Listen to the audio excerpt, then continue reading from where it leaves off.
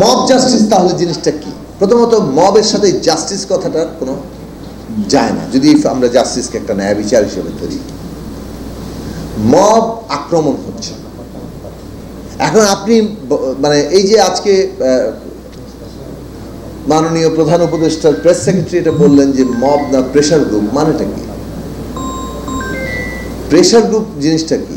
আপনি যদি মনে করেন যে অমুক ব্যক্তি অন্যায় করেছে তার শাস্তি হওয়া দরকার, তা আপনি যে আপনার সভা সমাবেশ করার জায়গা আছে তার বাড়িতে হামলা করা আপনার মানে এখন কর্তব্য না।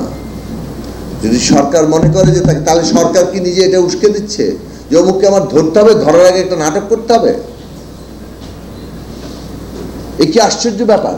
শেখ হাসিনা যেমন করতো, কাউকে আগে অ্যারেস্ট করার আগে তাকে হয় একটা তার নামে তাকে একটা নানান প্লট তৈরি করতো, হয় তাকে একটা মানে give a bad name first.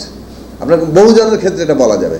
আগে তাকে একটু ভিলেন টাইপ বানিয়ে নিয়েছে, সোশ্যাল মিডিয়া 2-3 দিন ধরে তাকে একটা বেশ চলেছে, তারপর যায় তাকে অ্যারেস্ট করেছে। তা আপনি তো সেম পদ্ধতি অ্যাপ্লাই করছেন। আপনাকে 3টা নির্বাচন নিয়ে নির্বাচন কমিশনকে জবাবদিহির আওতায় আনার জন্য বহু আগে থেকেই রাজনৈতিক দলগুলো বলেছে, আমরা বলেছি, সকলেই বলেছে জবাবদিহির আওতায় আনেন, আপনারা সে অনুযায়ী পদক্ষেপ নেন। তারপর তাদেরকে যদি বিচারিক জায়গায় নিতে হয় তো বিচারিক প্রক্রিয়ার মধ্যে ঢোকেন। আপনি কোনো ব্যক্তির গলায় জুতার মালা পরাবেন, এটা একজন ব্যক্তির যে মানবিক অস্তিত্ব তাকে আপনি অপমান করছেন, এইটাকে বলে বিমানবিকীকরণ। একজন সর্বোচ্চ অপরাধীকেও তা করা হয় না কিন্তু, কারণ অপরাধীকেও ফাঁসি দিলেও তারও কতগুলো মানবিক অধিকারকে স্বীকার করে নিয়ে কিন্তু সেই কাজটা করা হয়। আপনি এটা করতে পারেন না। এই যে উদাহরণ তৈরি করছেন, উদাহরণ কিন্তু ফেরত আসবে। এই উদাহরণগুলো কোনোভাবে এই কারণে গণতান্ত্রিক ব্যবস্থায় গ্রহণযোগ্য হতে পারে না। তো এইটা আমরা বলেছি যে মবের জায়গা নেই। জনগণ রাজনৈতিক সংগ্রাম করে, সেটা মব না, সেটা পরিষ্কার উদ্দেশ্য থাকে। তো মব আর গণতন্ত্রের জন্য রাজনৈতিক সংগ্রাম, এই দুটোকে এক মিলিয়ে ফেলা যাবে না। ভবিষ্যতে এরকম দাঁড়াবে রাজনৈতিক সংগ্রাম আর মব যেন একই জিনিস।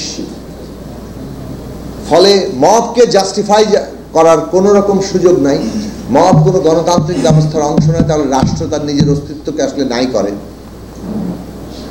এবং রাষ্ট্রের গণতান্ত্রিক রূপান্তর দরকার, আরো জবাবদিহিতা দরকার। প্রয়োজনে তার ক্ষমতা ধীরে ধীরে অপসারিত হতে থাকবে, কিন্তু মব তার রিপ্লেসমেন্ট না, এটা মনে করেন। অনেক নৈরাজ্যবাদীরা মনে করে যে রাষ্ট্রের যত ক্ষমতা কমে যাবে মব জনগণ, এটা বোধহয় জনগণের একটা জনরোষের প্রকাশ করছে।